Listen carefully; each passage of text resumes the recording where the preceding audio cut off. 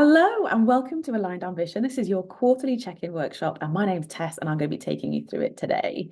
We're all very busy people, so we're going to keep this as short and succinct as possible to make it as valuable for you as possible. So without further ado, let me share my screen. So hopefully you should all be able to see that. Yes, welcome to Aligned Ambition. My name's Tess. I'm the founder of Light Me Up. And if you want to follow us on socials, we are at the Light Me Up Club. We'll share at the end as well, website and things if you want to keep an eye on us. Like I said, this should only take 15 or 20 minutes or so. We're all very busy people. We're just going to keep an eye on time as we're going through. And this is what we're going to cover. So I'm going to do a bit of an introduction about me, why you should listen to me, talk about the approach, and then we're going to go through the actual process in terms of what to do. So let's get stuck in.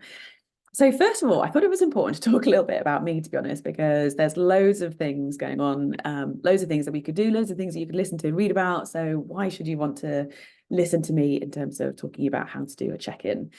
So my name's Tess. I've been working in the corporate world for nearly 17 years, actually, across 2 different industries. And each of the years that I've been working there, I have had 4 check-ins, which means I have had nearly 70 check-ins at this point in time, all with 9 different line managers, all with very, very different styles. So hopefully I've picked up a thing or two in all 64 plus of those that I want to kind of condense down and bring to you to make it easier for you to do these things as well. So we want to talk a little bit about the approach and methodology that we're going to use here. So this might make it sound a lot grander than it is, but just a couple of things to be kept in mind as we're going through this process. Number one, try and be honest with yourself in terms of the approach. Get curious, try and kind of cultivate a little bit of awareness around it is sort of how you behave. We're going to be asking you loads of questions as part of this process, and hopefully they're going to bring up answers which are going to help you learn a little bit about yourself. As those things come up, try and be accepting of them. It's really important to try and leave judgment at the door. The point of this is not to judge ourselves and berate ourselves for the things we haven't done. It's quite simply to objectively look at why we haven't done these things. And the methodology itself, as we've just touched on there, is all about evaluating progress objectively. So we want to try and do this without emotion, which is why we want to try and leave judgment at the door. We know what we're going to look at: what went well, what didn't go so well. Like I said, we're going to get really curious about the whys behind those things. And this act of asking the word why is going to help us cultivate a growth mindset. And a growth mindset is all about coming across challenges and having that mindset in place that means we feel like we can ask ourselves how we solve this problem, rather than sitting back in this kind of victim mentality thinking, oh, I don't know this, I can't do this, so there's no point in trying. That's not what we're here for. Growth mindset: how do we do this? How do we fix this? How can we change this? Blah, blah, blah. So we start off with reviewing our goals. So presumably at the beginning of the year, you set some goals, and we start by revisiting. So we just kind of remind ourselves what it is that we wanted to do. And the first things that we want to look at is, were they SMART? So you've probably heard this acronym many, many times. Were they specific, measurable, achievable, realistic, and were they timescaled? If they weren't those things, it's going to be really hard to understand if we've achieved them, and it's going to be really difficult to measure them. And another important point here is, how many have you got? There's something really interesting about the psychological power of 3. More than 3 isn't a priority, it's a to-do list. And that gets really, really busy, and it means that you can't focus on stuff. And one nice way to do this, which I learned from Lisa Johnson, a brilliant strategist, is the potential to have one for each area of what you're doing. So one for like sort of business and work, including success and money, one for personal, and one around learning. And that keeps you super focused in each of those areas. So potentially something to think about for next time, or as we come to review what might change when we go into Q2. Next up, we celebrate and analyze the successes of what we've been doing. So looking back on the past few months, what went well? Did you celebrate the successes when they happened? This is really important because there's some really important psychology here around recognizing and taking the time to intentionally celebrate the success, which improves our motivation and our morale. So the more we want to keep doing, the more we need to celebrate how far we've come and what we've done previously. And that's going to kind of keep us going, keep that momentum up. So in order to analyze some of the successes and look at what the interesting bits are that can come out of that, maybe take some time to answer the following questions. What went well? What did you enjoy? What did you achieve? What did you spend most time on? Where did you find you wanted to spend the most time? And what were you doing when you lost track of time? So this will help understand why the successes were the successes. Because what we'll probably find is that the thing that you spent the most time on is what you were doing when you lost track of time. And it might show that this is something that potentially you should do more of, and it's going to make you happier and it's going to make you feel good as well. Okay, so that's about the successes. After the successes, we look at what didn't go so well. And I like to call these opportunities. We're not going to be negative about this. To dive deeper into this, you might want to ask yourself the following questions. So what challenges did you come up against? Where did you want to spend time, but you didn't? Were your goals the right ones? Are they aligned with your priorities? Were your priorities clear? Were you focused? Were you trying to do too much? And did the goals you set feel good? So why do you think you didn't achieve some of the things that you set out to achieve? Did you have the right resources in place? Did you give it enough time? Did you have the right strategies in place? All those sort of things will help you understand and dig into and dive deeper into what didn't go so well. So take a little bit of time to think about these questions. Next up, and really heavily related to what didn't go so well, is what did you learn along the way? So there are endless amounts of questions that you can ask yourself for this particular section. And these are just a few which I think are really, really useful. So we start with kind of, did you make any mistakes along the way? And if you did, what did you learn from those? What did you learn from what went well? And the questions that we asked ourselves there. What strategies were most effective? What did you learn about yourself in these things? What did you learn that you really enjoy doing? And what did you learn that you really dislike doing? Where did you find you wanted to spend the most time? What were you, again, back to this really, really important and really interesting question in terms of uncovering what it is that you like, which is, what were you doing when you lost track of time? Was there someone there who was inspiring you along the way? Did you kind of find yourself getting distracted, going onto social media and then seeing someone come up on your feed and being like, oh my God, she's absolutely smashing it, he's smashing it, they're smashing it, be more, that person or whatever. And that kind of spurred you on. Or, was there a certain time of day that you found out that you've uncovered that where you were more productive? Was there a particular goal you spent most time on because you enjoyed it the most? Does that mean that what you didn't do is because you didn't enjoy it quite as much? And then these last few questions are where we need to think back about the points that we mentioned at the beginning around the approach that we wanted to take. So, were you making excuses? Were you getting in your own way? This is where we need to be really objective in our answers to these questions. We don't want to kind of default into the judgment. We don't want to we want to try and get out of victim mentality with this. So I didn't do this because this person didn't give me the time to do that. Actually, it's nothing to do with that other person. Perhaps there is more that you could have done there. What more could you have done? And are you taking full responsibility of that, for that? Yeah. Do you find yourself blaming others? Are you making excuses? Are you getting in your own way? This is where we get into the really, really interesting stuff. Sorry, I've got such an itchy nose. It's hay fever season here, so I don't know about if there's any other sufferers out there, but it really is not fun. So apologies if I keep itching my nose. But yes, have you been making excuses? Have you been getting in your own way? Ask yourself those last sort of 4 or 5 questions, and then go back to the beginning of the first of the 3 sections around celebrating the successes, looking at what didn't go so well, and looking at what you learned along the way. And then once you kind of get out of your own way, once you take a step back from that emotion that's kind of in this, once you remove all that judgment, this is where we can get into the real crux and get really curious about what it is exactly that makes you tick. Let's get a bit more self-aware of that. And then we can start to accept that. And if we don't like what we're seeing, then we can also start to change that. And that's also really exciting. So a huge piece here around what did you learn along the way.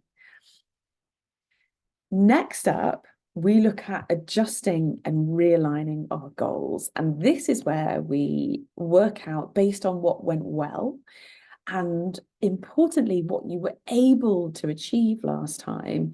Do you need to make any adjustments? So did you give enough time? Did you have enough time? Did you have the right resource? Did you have the right energy? Are you at a really important kind of stage or season of your life where you've got young children, or you haven't got children, or children have flown the nest and you have got loads of time, or you haven't? We have to keep this in line with reality. If the reality is that you've got 3 very young children at home and you don't have a huge amount of time, then you might need to just readjust and realign those goals. What do you need to refine? And what new goals do you need to set? So you may have absolutely smashed it the last few months. You may have, achieved all of them. So are there new goals that you need to set? This piece that we talked about, why we called this session Aligned Ambition, is because there's a huge piece, I think, in the background of the success of what makes achieving goals easy and as successful as possible. And this is around alignment. And this is why we talked a lot about what you were doing when you lost track of time. Because when you lose track of time, you will be doing something that you are unbelievably enjoying. You get into this state of flow where you lose track of time, and you only get that with something that there's this kind of really magical place where it sort of challenges you. You love it, you're good at it, but you're really, really interested in it as well. And it's this kind of magical place where you're just so completely and utterly engrossed in and loving and really enjoying what you're doing, that this is going to show you what you're good at. This is gonna show you who you are, what you stand for, and this is gonna really, really help you learn a little bit more about you. So yes, are your goals aligned? Look into why you didn't achieve what you thought you would. Is that because you don't have the motivation? Is that the wrong area? Is that because you don't have the skill set? Or is that because you're just not that interested in it? That's sorry, something came up. That's what's really, really important here. Are they in line with your values? Who are you? What do you stand for? And do they make you excited and set your soul on fire?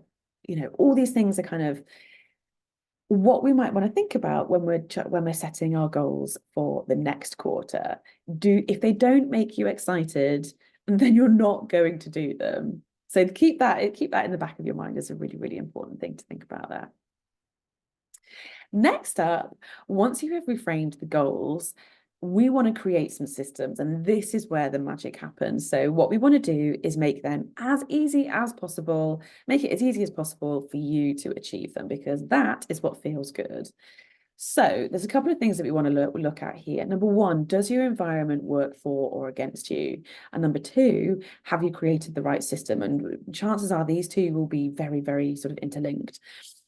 So the reason systems are important is that you can create a system to engineer the behavior that you want, i.e. to get you closer to that goal, which means that you do these things without really thinking about them, and then they could become habit. And once they become habit, then you kind of do them on autopilot. You don't need to think about it. And an example of a system here is something, so one of your goals might be to kind of work out in the morning, or to prioritize your physical health.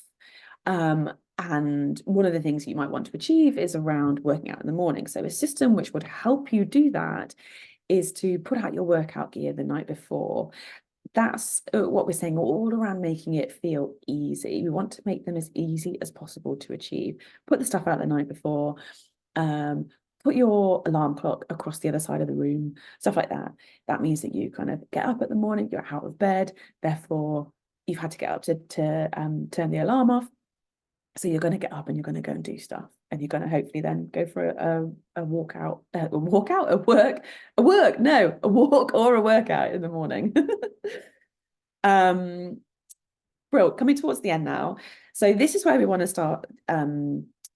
If we're really serious about achieving things, then one of the best things that you can do is include someone else in this that will help keep you accountable. So you might want to buddy up with a friend or a colleague, or you might want to put it out there in a WhatsApp group that you've got with the girls or the guys or whatever. And say, right, and this quarter, I want to do this. Like, I'm really want to prioritize my physical health or my mental health or whatever. I want to do this and this. Does anybody want to join me? I really want to actually do it this time. And there is an incredible amount of science. It's very, very well proven that telling people about it keeps you accountable and actually makes you far, far more likely to do it and achieve it. So try that. And then in terms of action plans, once you've got your goal, it's really important to then break down the big stuff into smaller, achievable next steps. A goal might feel all the way over here, really far away and quite difficult to achieve, but we know that we want to do it, so we're excited about it. And the best way that you can do that is to break it down into smaller steps and just look at, quite simply, what are the next 3 steps. Then we come into measurement. And one of our kind of guiding lights across the whole of this is, if you can, write it down. So you might want to write it in a notebook, you might want to write it on your phone. You don't have to spend loads of time journaling about these things if you don't want to, but put it somewhere that you will see it regularly to remind you. Keep yourself accountable. Do yourself a favor by writing this down. Think as well about how you might check in on these things and how you want to measure these goals. We mentioned before about breaking things down into milestones so that you can feel the progress. This is a little bit different to the sort of what are the next 3 steps, because this is where we can look at what the 3 main parts of achieving the big goal are. And this is where we get into the really exciting psychology of leveraging the motivational power of small wins. This is something that we learn from Stephen Bartlett in his book 33 Laws for Business and Life, from his Diary of the CEO podcast. So the science says that when we achieve something, even something really, really small, it spurs us on to do the next thing. And we like this feeling, so it gains momentum, it keeps us going. So we've put a couple of examples here. So we've talked about physical health. So let's do something a little bit different. So what about an example for work? So what if you want to get promoted at work? A couple of those milestones might be things like, you're going to need to have a conversation with your manager. That might feel a bit scary for people. So that might be like one of the big things that you're going to do here. And there might be a few things involved in having a conversation with your manager. You might need to kind of do your research beforehand, find out what's important, find out what you need to get to the next level, find out where you are now, all that sort of stuff. So conversation with your manager is kind of one of those 3 things. So once you've had that, celebrate that. From that, you might agree with them areas to work on and training that you need to complete in order to show that you're on your way to kind of getting promoted at work. And then, of course, one of those checkpoints will be that you need to have positive reviews from here to get you closer and closer to that, to being promoted. Because ultimately, if you're in the corporate world, it's up to your manager whether you're put forward for promotion, for the most part. If you don't work in a corporate world, your goal might be to set up a business, and a milestone. There are multiple milestones for this, but they might include things like defining what your idea is, creating a brand. This can include a logo, a mission, vision, values, launching a social media account, setting up a website, things like that. These are really exciting kind of big parts of achieving the overall bigger goal that are gonna really, really motivate you to keep going. These are kind of big, well, they say small wins because they're part of the bigger goal, but they're big enough that they need to be intentionally reflected on and celebrated. So that brings us to the end of our goal check-in workshop. So go back through all the slides or re-watch this again. I think we've been about 15 minutes, I can't remember exactly. Trying to keep it short and sweet for you, but also trying to get across some of that really, really good stuff and give you some examples in the process to make it really relatable. So hopefully you enjoyed that. We're very, very much open for feedback. So you can contact us through either our website, which is listed there, or through social media. We are most prevalent on Instagram. You can also follow me personally on Medium. And then we've just referenced two of the resources that we talked about and recommended reading. We mentioned the book there of Stephen Bartlett and Atomic Habits by James Clear. This is an international bestseller and has been for many, many, many years now for many reasons. It is an incredible book. And if you're serious about getting stuff done, it's a really, really important one to read. So yes, you can also sign up to our mailing list where we bring you where we introduce you to things like this workshop that we've just done. And we also share with you kind of courses and content and musings from things that we're learning about, as well as book recommendations and stuff like that. So if you're interested, we at the Light Me Up Club stand for helping you, empowering you with all the sort of tools and techniques that you will need so that you can take back control and recreate a life that lights you up. That's what we stand for.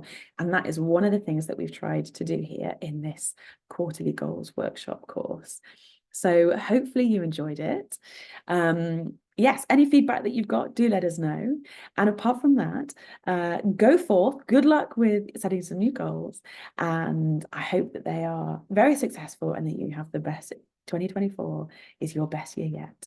So yeah, thank you for listening and hopefully see you next time. Bye.